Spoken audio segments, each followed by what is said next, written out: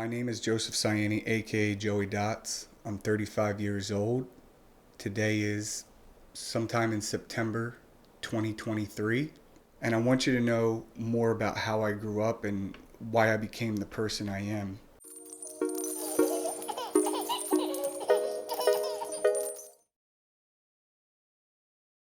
My mom had me when she was 16 years old with a guy she had hooked up with in high school. I was born while she was 16. 5 days later, she turned 17. Our birthdays are 5 days apart.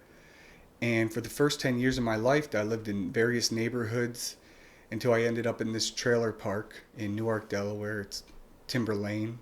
Not that that really matters, but where we lived with my mom, my stepdad, my brother, and my sister, and we had various dogs until I was about 10 years old.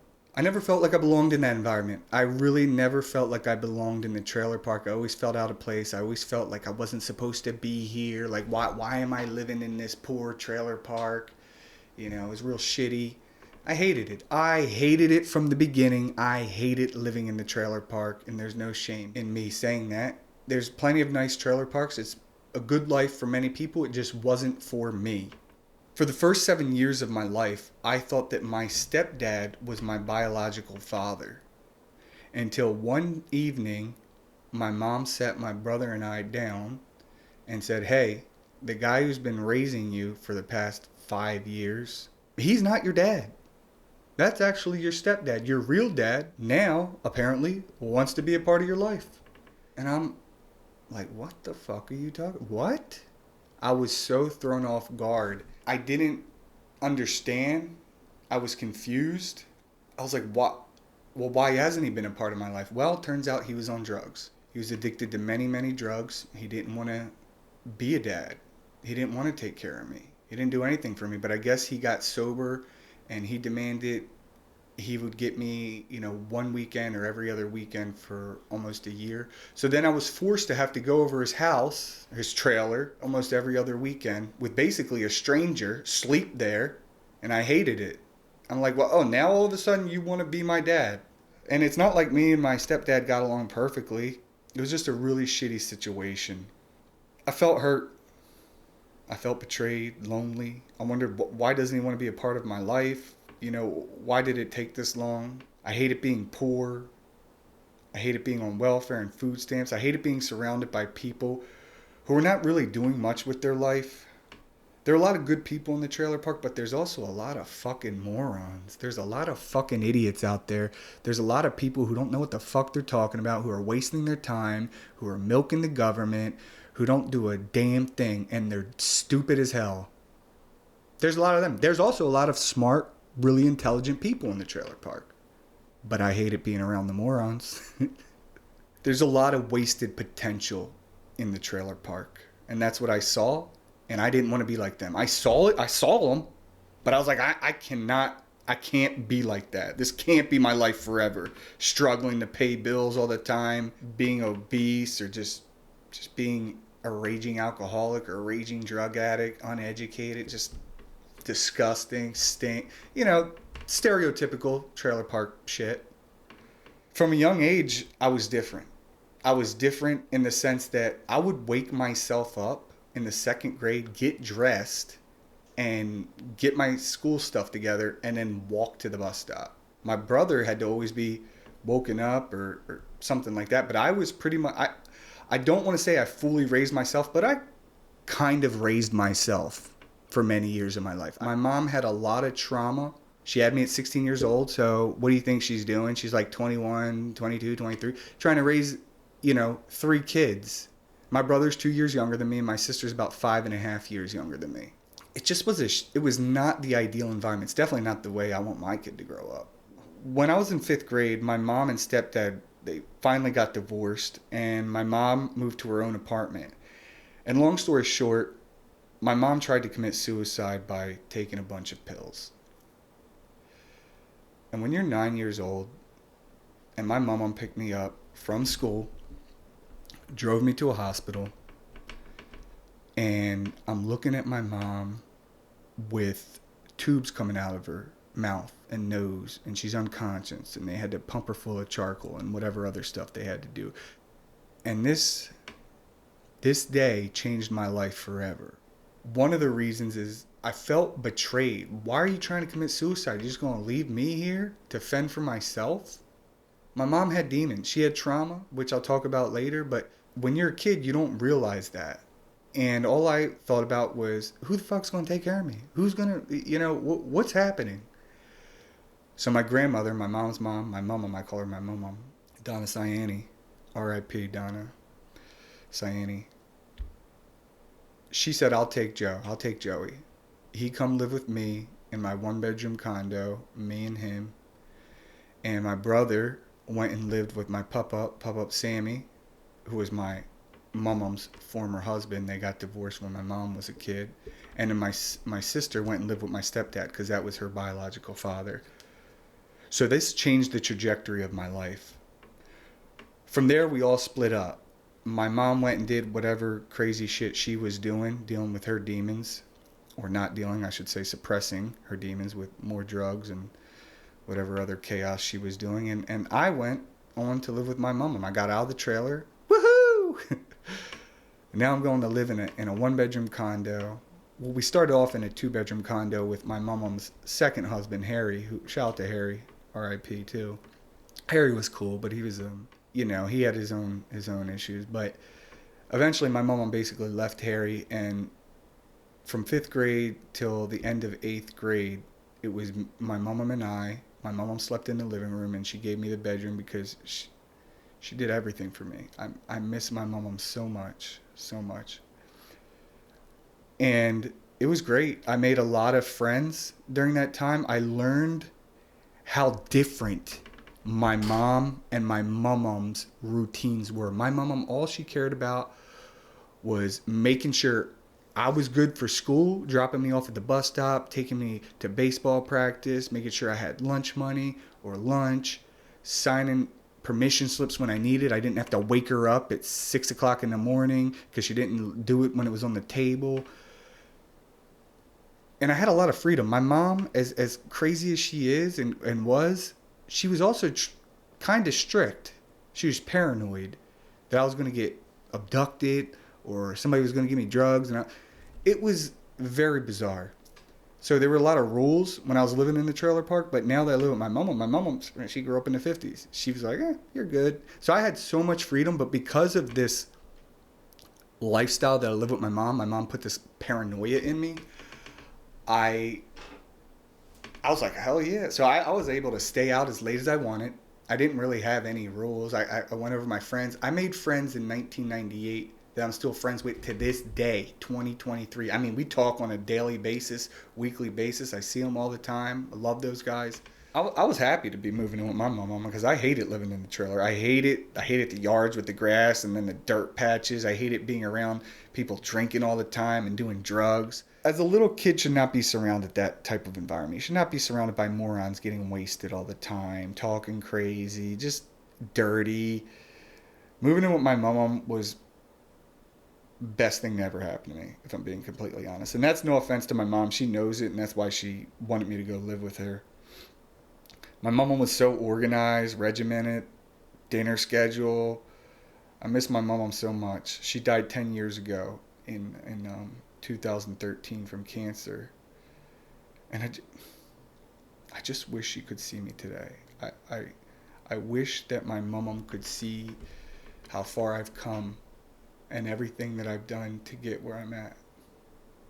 I miss her so much.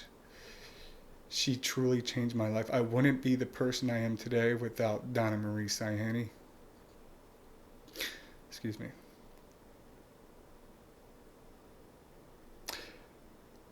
She was amazing. She always put me first. Unlike where I was living. I love you. I miss my mama. I miss her so much. I just wanted to make her proud. That's all I wanted to do, is I wanted to make my mama proud. I just wanted to show her. I wish she could see me so she knows all the sacrifices she made when I was younger, when she took me in, were not for nothing. They were not for nothing. And that I'm doing it. I'm everything you taught me, I'm doing it. I'm applying it. And I'm creating the life that I wish I had when I was a child. That's my ultimate goal is I wanted to create the life that I always dreamed of having. All those nights sitting in my room, feeling like a victim, feeling like no one cares about me, wondering why my dad didn't want to be a part of my life, wondering why my mom doing all this crazy stuff, trying to commit suicide. And I want my mom to know that everything she did worked, at least for me. It worked on me. In the 9th grade, so we were living in this one-bedroom trailer, and then eventually my brother PJ and my mom came and lived with us. So there's 4 people in a one-bedroom condo. And my mom was like, oh, we can't do this shit anymore. And she doesn't make much money. I mean, this is in early 2000s. I think this was 2001. We moved to a new trailer. My mom never, even when she died at 63 years old, I think she made $45,000. So back then she was probably making like $30,000, $33,000, something like that. She never made much money, but she was very smart. She knew how to program. She just worked at a safe job, worked at the same company for 35 years. Shout out to Briggs Company. I saw all the potential my mom had, and it's part of the reason why I make the decisions I make now. She had so many skills, and she was so smart, but she stayed at the safe company she worked for all those years because she was afraid to take the risk. She was afraid to jump. She was afraid to leap and try something else. And I just don't want to be like that. She could have made so much more money. And not that money's everything, but it is one of the main reasons why she was always stressed, was money. So I was going into 9th grade. But I had already established my friends. I was going to go to the same school from where I used to live anyway. And once I got to high school, I had no idea what the fuck was going on. There's a lot of people who are like prepared for high school and are like, I'm going to take honors classes and they're going to do all this stuff. And I was just like, I don't know what the fuck's going on. I just showed up. I would just keep showing up. I just showed up. I did my work, turned it in. But I was always struggling. I was usually like a C student for the first like year or two. But I was also younger than everybody in my class. So I graduated high school at 17 years old because my birthday's in October. And I was a late bloomer. I was only like 5'1", 5'2", 5'3", something like that, 100 pounds, maybe 120 pounds in the 9th grade. And I was very immature. I'd get things on my report card like, is a distraction to others, not following directions, things like that, all the time. At almost every single report card. I was a class clown. I was trying to be funny. I had a lot of crazy shit happening in my life, so when I went to school, I'd try to be funny. But I'd always show up. I would still go to school. I always showed up. I passed every single grade. And when I got to high school, I had low self-esteem because I was smaller and because I was poor and I had fucked up teeth and a bunch of other reasons. And so when you have very low self-esteem and you feel like nobody cares about you or doesn't understand you, you almost close off, and I wouldn't really let anybody get close to me. But I needed to build self-confidence. So one of the things I did was I joined the wrestling team because of my friend Dan Casino practically begged me to join the wrestling team. One of the best decisions I've ever made, by the way. Join the wrestling team. One of the best decisions. Because then I'm working out. I learned how to control my body. I learned how to defend myself. I learned how to take people down. Basically, you learn how to fight without actually throwing punches. And when you're going in a combat sport one-on-one and people are choking you out and you're choking them out and you're slamming and you're getting slammed, it humbles you. It instills a very strong work ethic because practice is fucking terrible. It's brutal. We're running steps. You're losing weight or you're trying to gain weight. You're getting slammed, choked, cranked, arms getting ripped back. It's brutal. But I wouldn't change it for anything. I also played baseball and I did pole vaulting. Never made it over the bar in a meet. But my coach didn't know how to teach pole vaulting, so I had to learn from the other kids. When I got to high school, I just knew that I needed to graduate. I knew that if I quit and give up and drop out like a lot of the people in my family and the people who lived around me, that I'll just be in the same shitty situation that they're in. And I was like, fuck that. I do not want to be in this situation. I do not want to live this lifestyle forever. This is not for Joey. This is not for me. Oh, hell no. Fuck this. Not for me. But statistically, I was a poor white kid with no dad, on food stamps, welfare. My mom was on and off drugs. I would end up uneducated, in jail, on drugs, or dead. Statistically, that's what was lined up for me. And I didn't want to be a statistic. I did not and still don't want to be a statistic. I wanted to prove people wrong. I wanted to prove to people from a young age that just because I come from this demographic background doesn't mean that you are better than me. And anybody out there listening to this, if you are growing up or grew up in a similar situation to mine, chaos, yelling, drugs, alcohol, all that sort of thing, you don't have to grow up and do those same things. You don't have to be a loser. You don't have to have a shitty life for the rest of your life. If you're willing to put in the work and put in effort and consistently try, you can change your life. But you have to do it. I can't do it for you. I didn't want to be a statistic. I wanted to prove people wrong. I'd also like to point out, yes, my mom had done a lot of crazy shit, things I don't want to talk about and I never really understood until I was older. My mom had a lot of horrible things happen to her, a lot of trauma, and she never dealt with that trauma. When you have a bunch of trauma and you don't deal with it and you don't face your demons, what happens? You start to try to cover up those demons or mask them or suppress them with drugs and alcohol, and then you make mistakes. You make a lot of mistakes. And if nobody ever tells you that they're proud of you or that you're doing something right, it can also fuck with you. You need reassurance. I needed to build self-confidence. Join the wrestling team was one of the best decisions I ever made. Making my friends on the baseball team that I'm still friends with to this day. I finally was able to graduate high school. I was the last generation to go through high school, class of 2005, to not have social media. Now, towards the end, around April, May, Xanga came out. And then eventually MySpace came out that summer. And I'm so grateful that I didn't have social media because I probably would have got myself in trouble, if I'm being completely honest. You know, I wanted to be funny. My friends and I would get bored and we'd do stupid things. And I would have definitely gotten myself in trouble. I really feel bad for kids that have to go through high school with social media because that's all they know. I'm 17 years old. I graduated high school. Woohoo! Yeah, I know that doesn't sound like a big deal to a lot of people, but to me it was a game changer because most people in my family didn't do that. They got their GEDs. Not that there's anything wrong with getting a GED, but it wasn't what I wanted to do. I didn't want to get my GED. I wanted to walk across that stage. I wanted to feel that diploma. I wanted them to hand it to me. I was hyped. But what am I going to do now? I'm not going to go to college. 1, I wasn't mature enough to go to college. 2, we were broke. My mom wasn't going to pay for it. 3, I would have failed out immediately. Immediately would have failed out. So I joined the Navy. And I didn't join the Navy because I was like, oh, I'm going to go kill some terrorists. I joined the Navy for very personal reasons because I was broke. I didn't know what to do with my life.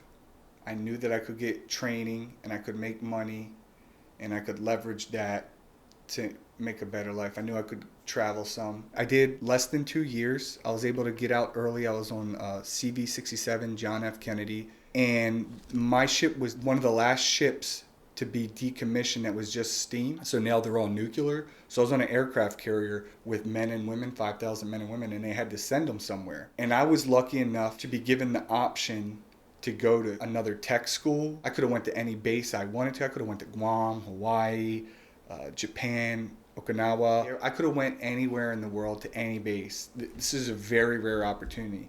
But I told them, I said, I don't want to do this anymore. I want to go to college. And a part of me wishes that I did stay in and just completed the 4. But then I wouldn't have done all the things that I'm about to tell you that I did. So it really worked out. One being I met my wife. I'm just very grateful that I was in this situation that I was in. It was good timing. I was able to get out with an honorable discharge. I said, can I get my benefits? They said, we'll give you most of your benefits. I said, we pay for my school. We'll pay for most of your school. So I was like, fuck yeah, I'll take that. So I was able to get out of the Navy. And what the Navy taught me was discipline. It taught me how to be respectful. It taught me how to be self-sufficient adult. how to make doctor's appointments on your own, how to show up to work every day. I did a lot of personal growth in the Navy. That's what it was for me. It was a personal growth journey and me learning what I wanted, but more so what I didn't want. I saw what I didn't want and I was like, fuck that. I am not doing XYZ because I don't want to end up like you or that guy or that person. Fuck that. I don't want to do that. So I was able to get out of the Navy. I got out of the Navy, honorable discharge, but where am I going to go? Came back to Delaware, and I wasn't going to move back in that trailer with my mom, so I moved in with somebody, and I'm not going to go into detail about that, but I lived with somebody for about 6 months, rent-free. I gave him money here and there, but I lived with somebody for about 6 months until I was able to get an apartment. So I couldn't afford my own apartment on my own. I got a job doing security, shout to Fred Melchior, making like $12 an hour or something like that. So, but I couldn't afford $900 a month. But what I could afford was $300 a month. So if we got a 3-bedroom apartment, split it 3 ways, 300, 300, 300, and then we split the utilities. But we split, it was probably around, I don't know, 400 to 450 total every month, which was reasonable. So for the next 7 years, 7 fucking years, I went to school full time, I worked full time, worked out full time, tried to eat clean, partied full time, paid all of my bills full time. You know, I'm talking car insurance, phone bill, car payment, credit cards, everything I paid for. It was amazing. It's something that built me to who I am today. The experiences that I had living with my friends was something I'll never forget. It was the funnest time of my life, I could tell you that. But yeah, I had to be disciplined. But what I wanted to do was like, I'm going to graduate college. I'm going to get a fucking bachelor's degree to prove that just because I'm a poor, dumb white kid from the trailer park, I can do it too. To all the stuck-up kids I went to high school with. And guess what? I fucking did. I got a bachelor's degree 2012, and then in 2014 I got a master's degree in information systems from Wilmington University. Getting those degrees was something that I needed to do to prove to myself that I could finish something, that I had the discipline to get through something difficult, because there were so many nights that I was like, I don't want to do this, I don't want to write this paper, I don't want to study, I don't want to go to class tomorrow, all I want to do is party and hang out with my friends. And on top of it, I got to pay my bills. It was very stressful. Very, very stressful. But I'm glad I did it. It builds character. Now, I'm not saying you need to go to school, because honestly, I don't think I really started learning until I got to college. I did my first 3 years at Del Tech to save money. And I had to take these prerequisite courses because my reading comprehension wasn't there, and I have bad ADHD. But you can get through that if you do have those disorders. You just got to really put in a lot of work. But I didn't, in my math class, I had to take the basic math class to teach you so you can actually take a class that counts. So I took 2 classes that didn't even count as credits. I had to do the whole semester in them. But guess what? They worked. I was like, yeah, I remember this. And the thing was, I knew all of it, but I needed a refresher. I had also been out of school for 2 years in the Navy, so it's like you don't remember all that stuff. But it really helped me. So if you're in school, if you're listening to this, or you're thinking about going back to school, and just take the prerequisite classes. It'll prepare you so you can actually pass the real class that you need to obtain the degree. Once I graduated with a bachelor's degree, it was actually slightly before that, I was able to get a job at this engineering company. First, I did an internship at Seco, Substation Engineering Company. Then I eventually got this job at DSI, Duodag Services. It's a German company, but it was in Kennett Square. And I worked there for 2 years. And I was like 23, 24, somewhere around there. I think I was 23. And so I'm working now a real job because I have a bachelor's degree. I'm working a real job. And what that taught me was project management and responsibility. I also started a trucking company for about a year. My brother was the driver. Made some money, but not going to do that anymore. And so I worked there for 2 years until eventually when I was 25, while I was working towards my master's degree, I was actually recruited by JP Morgan. I guess they saw my resume and some stuff online. I got called up. They said, hey, you want to come in for an interview? I was like, damn right I want to come in for an interview. So I went to this interview at JP Morgan, the biggest bank in the world. It's the hardest bank to get into. It's like we're all the kids that I felt were making fun of me and looking down on me in high school. This is where I thought they would be. They weren't. Surprise. I was like, yeah, look at me, trailer park kid getting an interview at JP Morgan. Guess what? I fucking got the job. Beat out a bunch of people, by the way. Shout to Rod Cologne for getting me in. Jim Taylor, shout to those guys for getting me on, man. They changed my life. They didn't even realize it at the time. They changed my life. Once I got to JP Morgan, you know, I saw what it was like to work in real corporate America. Now, I got a good head start. There's 2.5 years working these engineering companies. But now I'm working at a legit company doing marketing. I got hired as a campaign manager doing acquisition operations, but it was a bunch of stuff to do with marketing. So that's where I started learning marketing. And this was in 2013. So that was 10 years ago. Wow. It was a learning experience. So for the first 2 years, I learned how to talk corporate, because there's a different way to talk corporate. I learned how to communicate more effectively. I learned how to be taken serious and to stop fucking around and joking and stop trying to be funny. Because when you got to present in front of a bunch of people and they are dead fucking serious because it's a lot of money, you got to be prepared. You know, if you want to start your own business, being in corporate America helped prepare me to be successful to where I am today. In 2014, I did graduate with that management information systems degree. It was an IT degree. I also want to call out something that I did that not many people know that I did.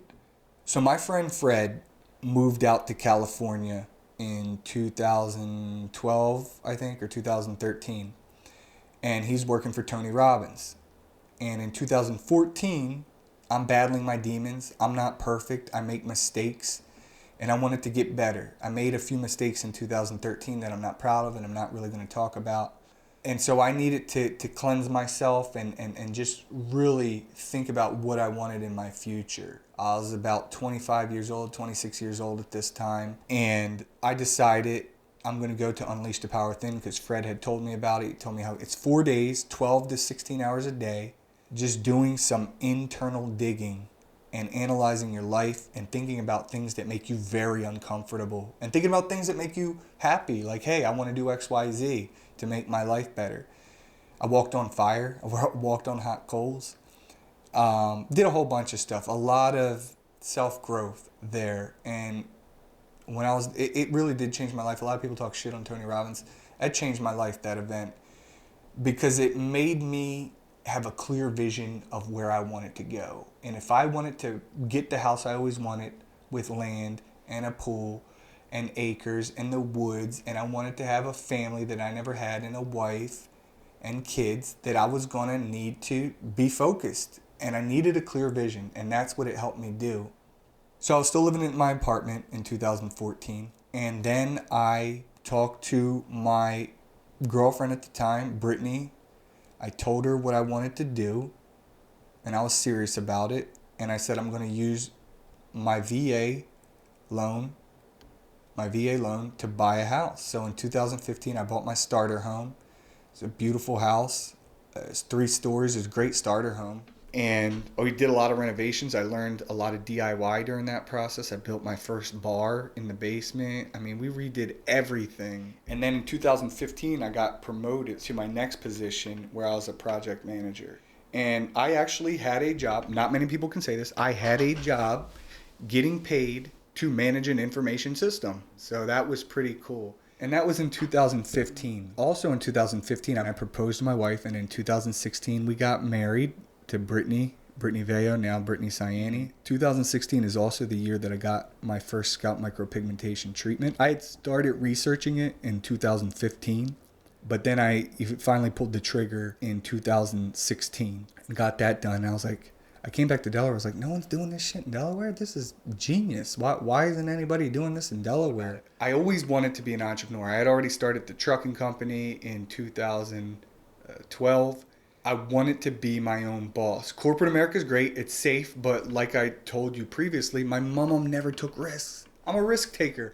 Yes, I have a house. I have my wife. I have bills. However, I want to make more money and I want to be my boss and I don't want to be controlled. But I just saw the potential. I was like, there's so many people struggling with hair loss. And so I thought about it. I did the math and I talked to my wife and I said, look, I want to start my own business. I want to start my own business. And she wants to have a family. And I get that. I was like, but I need to try to start the business before we have a family because it's going to be chaos. Just like the situation I'm actually in right now. But see, I did this several years ago. I used my vacation days and I went down to Washington, D.C.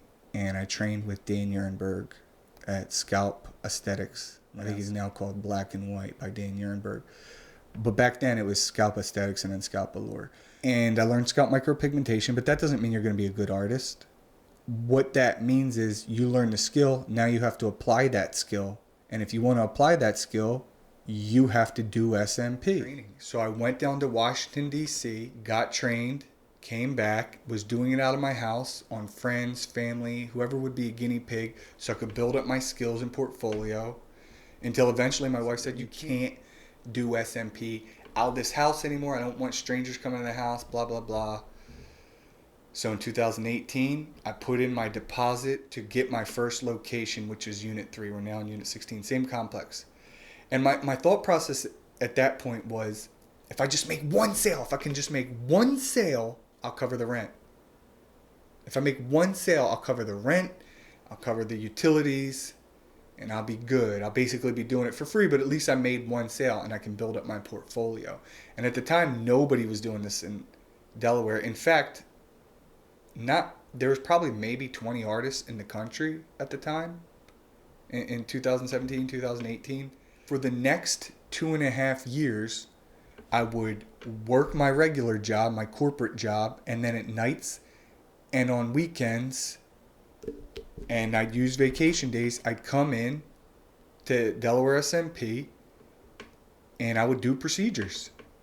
But I never showed my face during the marketing on my Instagram because I was afraid that my coworkers would see that I also had a business, even though I wasn't friends with them. But I was paranoid, and it's not to say that you're not allowed to have your own business if you work in corporate America, because there's plenty of real estate agents and accountants and people who have side hustles. There's plenty of people with side hustles in corporate, but I just didn't want my boss or anybody to think that I was neglecting my work here at my quote-unquote main job and just focusing on my business. So I kept it hush, and I feel like it kind of hurt me by not showing my face and just showing work, because getting your face out there is part of marketing.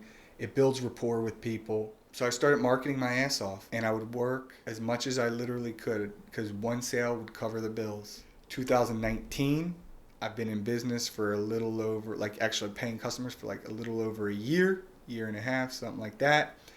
We sell our house. I have to move in with Brittany's parents because we're not able to move into my house that I'm in now, much bigger house, until early December. So I think it was 6 or 7 weeks. We had to live with their parents, and we used the storage unit, and we put all this stuff in the basement at the shop, trying to save money, it was a pain in the ass. We walked through 100 houses. I wanted a yard that backed up to the woods. I wanted flat land. I wanted a bigger house, 4 bedrooms, which I got.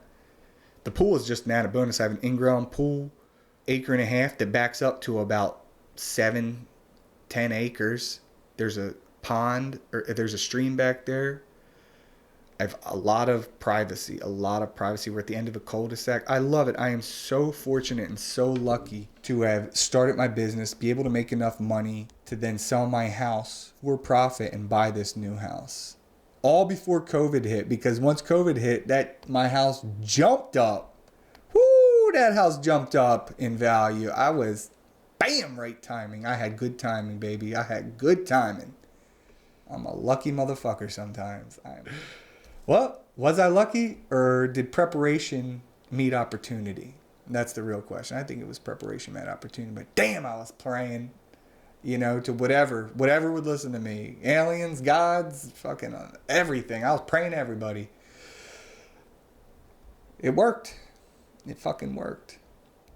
I'm willing to do things that most people aren't willing to do because of where I grew up and how shitty my life was as a kid. I was like, well, if I just do X, Y, Z, I can make my life better. I'll backtrack. Something I learned from my friend Fred when I was in 9th or 10th grade. He said, I'm not smart. I just work hard. I was like, what? Let me say that again. I'm not smart. I just work hard. And at the time, I really didn't know what that meant. But eventually, it came to fruition. And I realized, oh, so if I just actually apply effort and I actually try to learn this shit and get better, I actually will learn it and get better. Because I was always trying to do the bare fucking minimum. I was always trying to take the easy way. What's the easiest thing to do? I want the easy way, the easy job, the easiest task. I never really wanted to work. But then once I realized, wait a minute, if I do actually work out, work on my education, work on my diet, work on my everything, mental health, I can actually make changes. I don't have to be a broke idiot. I don't have to be a trailer park kid forever. I was like, fuck yeah. So I that was another thing. It took me years to develop the skills, but that really changed my life. Thank you, Fred Melchior, for that. Seriously, thank you, Fred. That changed my life. And we all have incidents in our life where we had a conversation and we met someone, talked to someone, and at the time it doesn't seem very significant, but then you just keep replaying it in your head over and over and over again until you just learn from it. So I just told you kind of how I started the Delaware SMP, but I want to backtrack a little bit. So after I got married in 2016, I was doing a lot of motivational speaking. So in 2014, after that Tony Robbins seminar, I was volunteering at the YMCA, and I was speaking once a month and sometimes more than that to what's called Adjudicated Youth at the Back on Track program. And it's kids who, they steal something, they get in a fight, they get kicked out of school, a lot of stupid stuff. They do stupid petty crimes, fights, shit like that. And a lot of them have similar background to me. So I was going into the hood in Wilmington, and I would speak to them, and I'd say, look, my life sucked too when I was a kid. I fucked up. I'd tell them how I fucked up, and I explained how I got my life on track. Hopefully it affected them. Anyway, so I did that for several years, like 6 or 7 years. I did that until COVID. But during that process, I wanted to keep getting better. So before I started the SMP business, I did something what's called Toastmasters. And what Toastmasters is, it's about being a competent communicator. So working in corporate and presenting to upper management, top dogs, making $500,000 a year, you got to be sharp. You got to be on point. You got to be ready for whatever. And you got to be a very effective communicator. And so I joined Toastmasters. And what Toastmasters is you give a series of speeches, 10 speeches, and you write these speeches. And they're 7 minutes long, sometimes 7 minutes, 30 seconds. And so you're writing a speech about whatever topic you want to write about. They have a guide in the book. And you're giving it in front of people. This is after working hours. And you would go up there and people would count your ums, your buts, your body language. Was it closed off? Was it open? Your vocal variety, were you just talking like this the whole time? Or were you talking and changing your vocal variety and changing it up? Were you commanding the room? They judge you on everything while you're up there pouring your heart out, because a lot of them are very sensitive topics. And then they sit there and they roast you. They fucking roast you in Toastmasters. But I was good at it. You know why? Because I didn't give a fuck. And hopefully when you stop caring what people think, use it to get better, but when you really stop caring what people think and you just do what you like and what you want to do, you don't have to worry that much anymore. It just takes a huge anxiety relief off of you. And so I would go up there and I just kind of what I'm telling you now. I'd tell stories about my life in much greater detail and in a different way and in 7 minutes. And I did so well that they said, hey, Joey, you want to enter the humorous speech contest? I was like, what's that? Like writing jokes? So I was like, yeah, fuck it, I'll do it. So 2016, at first I gave a speech. The night before on a Friday, I gave a speech at a high school. Shout out to Kim McNeil. So I was tired and I didn't practice my real speech because you need to have this memorized. So then I go to the humorous speech contest, 2016. It's 100 people staring at me. I'm on stage. Everyone's looking at me. I'm not as prepared as I'd like to be. And I'm basically doing a stand-up routine. It was a good one as a speech, but it was kind of like a stand-up routine. And I locked eyes with my wife, my biggest cheerleader. Brittany is my biggest cheerleader. I lock eyes with her on stage, and I have a brain fart. I'm like, oh shit, I forget my line because I locked eyes with her, and I froze, and everyone's staring at me, and I'm like, I wanted to just run out of the room, open the back door, go hide in my car. It was terrible. People hate public speaking. It's the biggest fear amongst individuals year after year over spiders, over death, is public speaking, believe it or not. I swear to God, public speaking. It's the biggest fear. But when you don't care what people think, it's not that hard. You can get better at it. So I ended up grabbing my notes, going back on stage, and finishing. I ended up getting third place. And people clapped, all that, cheered for me, whatever. The following year, 2017, they have what's called the International Speech Contest. And this is for inspirational speeches. And this means every Toastmaster group around the world. So there's different chapters all over the country, all over the world. Kind of like a Little League, if you were to, okay? Or the Olympics of public speaking is how I really like to describe it. It's the Olympics of public speaking. So I enter this contest, and I compete with everybody at Chase, at JP Morgan. And there's a lot of people, by the way. And I get first place. I'm like, woohoo! Okay, I make it to the next round. I'm competing with, I guess, the tri-state area, people from Maryland, Delaware, Pennsylvania, Philly, Virginia, that kind of thing. And I beat all them. Then I'm up there and I'm giving my speech, and all I needed to do was get first place here, and I would move on to compete for the world title, which is fucking insane to say, but it's true. I got second place, and I wasn't happy because I thought I was better. And I still think my speech was better. I think they gave it to this guy because it was his last year. He did 40 years in Toastmasters, and they just gave it to him. Whatever. So I wasn't jumping up cheering for them because I felt like I got gypped. So I'm just standing there. I get my trophy. I smirk a few times, taking the pictures, blah, blah, blah, blah, blah. I don't know what they expected. These people never competed before, but I was I'm up there trying to fucking win. All right?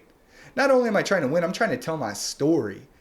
And let me back that up. I'm not trying to win, but I know that my shit's better. I want to tell my story. I want a bigger platform to share my story because my shit was fire, as the kids would say. And next year happened, 2018. I'm going to enter this now. And I've been thinking about it all fucking year. And I was training. I was getting better and better at public speaking. It's 2018. I enter the same contest. I win again and again and again. And now we're competing for the division, which is like a little bit bigger than the tri-state area. People traveled, whatever. And I had to leave to go to a wedding. It was April 9th, 2018, I think. I did my speech, and I watched everybody who was in my competition speak. And then I said, hey, I got to go.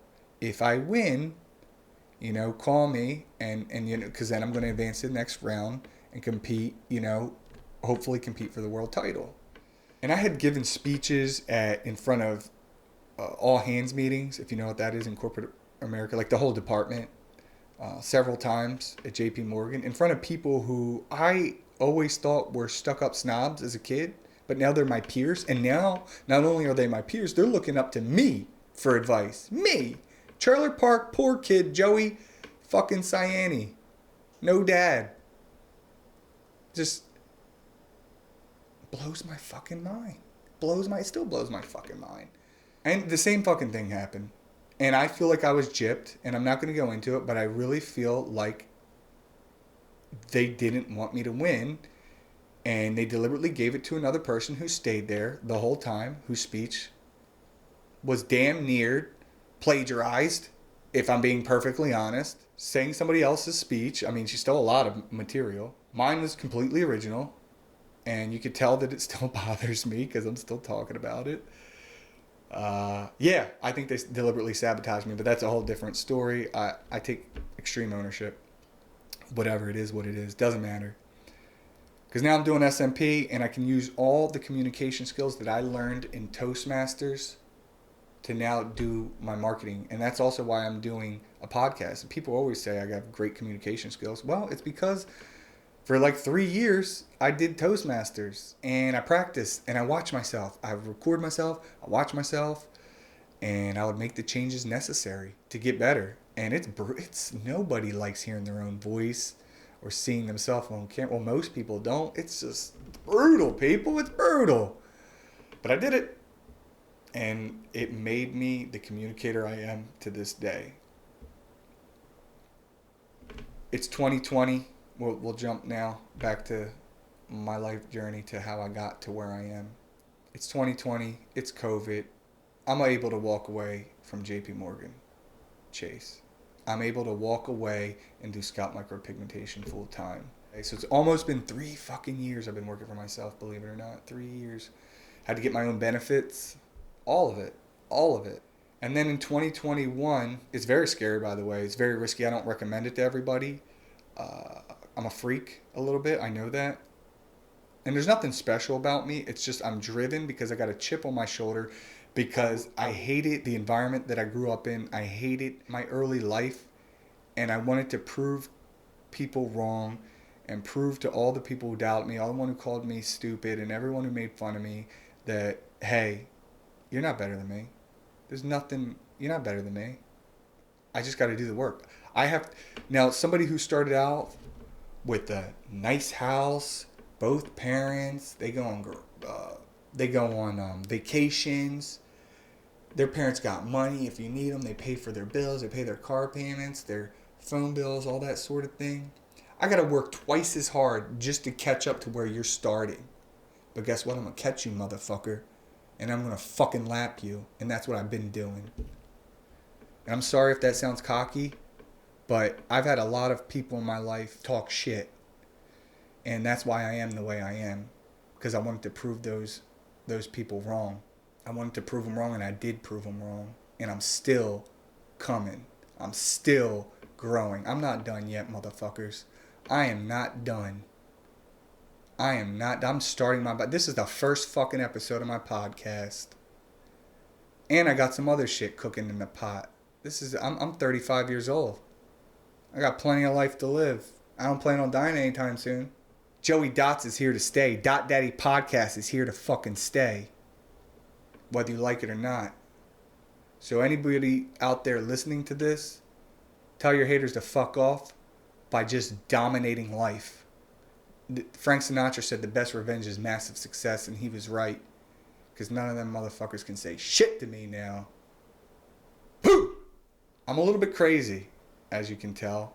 And you got to be a little bit crazy to do all the crazy shit that I've done. And I haven't even scratched the surface. I'm just trying to give you a high-level overview of my life. So you can better understand why I say what I say, do what I do, and make the decisions that I make. I'm very into self-help, personal growth. I don't think it's too necessary for me to just keep going on. You know, that was 2020. To get where I'm at right now, 2020 I walked away. Very risky. Don't recommend it to everyone unless you're super focused, laser focused, crystal clear vision. I had my son a couple months later, January 7th, 2021. Another thing I do want to call out, I'm fortunate enough to where I work hard enough where my wife is able to not work and I pay for everything. It can be very stressful at times when you run your own business. But I'd rather my wife spend the time with my son and take care of my son than to put him in daycare and then we have to pay for the daycare. And then my wife has to work. It's way more stress. I'd rather just make one more sale a month or whatever it is that I have to do to cover the cost. 2 more sales. I love being a dad. I absolutely love being a dad. It's my favorite thing in the world. Being a dad to me is one of the most rewarding and anxiety-driven things you can possibly be a part of in life. But I created life, and now I got to take care of him and guide him. I think the whole goal of being a parent is raising your kids to be self-sufficient so they can take care of themselves if you die. You basically are raising a warrior and a survivalist, someone who can thrive without you. That's what I feel parenting is at its core. You have a baby, you keep them alive, you teach them skills, you teach them how to learn, you give them love, you teach them how to be a good person, and then they are able to take care of themselves and be self-sufficient. If you're listening to this, my name is Joey Saienni, aka Joey Dots, and this is the Dot Daddy Podcast. I've had an incredible journey, an incredible life to get where I am, but it's only the beginning. It's only the beginning. My daughter's about to be born. I'm very nervous and I'm very excited at the same time. And I don't even care if anybody listens to this. It's just a way for me to get how I feel off my chest and give people an opportunity to talk about things that they want to talk about and tell their story. And I think creating a space for people to share how they feel and their opinions and their experiences helps everybody. I want to talk to interesting people who've lived interesting lives and who have interesting perspectives. People I find interesting. My name is Joey Saienni, and I came from nothing. I came from a crack in the ground, a hole in the wall. I came from nothing. No dad. Mom in and out of drug rehab, all that sort of thing. Raised by my mom. Chaotic situations my whole life. If I can do it, if I can become a college educated, successful entrepreneur, then you can too. There's nothing special about me. I'm a fucking idiot, to be honest. I'm a fucking idiot. I'm a moron. But what I do is I work hard, I stay focused, and I keep showing the fuck up. I keep showing up and I keep doing things that I don't want to do to make my life better. And that's the only way I got to where I am. Doing things I didn't want to do because I knew eventually it would pay off and improve my life. And you can do it too. The only person stopping you is you. I'm not stopping you. I am encouraging you to take action. Make your life better. You deserve it. Delayed gratification. It's not going to happen overnight. It's not going to happen overnight, people. If you want to be successful, you got to put in the work consistently. Putting in work day in, day out, working towards a long-term goal that's going to improve the quality of your life and your family's life. And if you're not selfish and you want to make your life better because you have people that depend on you, then fucking do it. Get off your ass, stop making fucking excuses, and do it. Do something about it. Don't be a little bitch. Get the fuck up and take action. I'm Joey Dots. Thank you for listening. Stay tuned. We're going to have a bunch of episodes and guests. I am so thankful. Thank you. Thank you.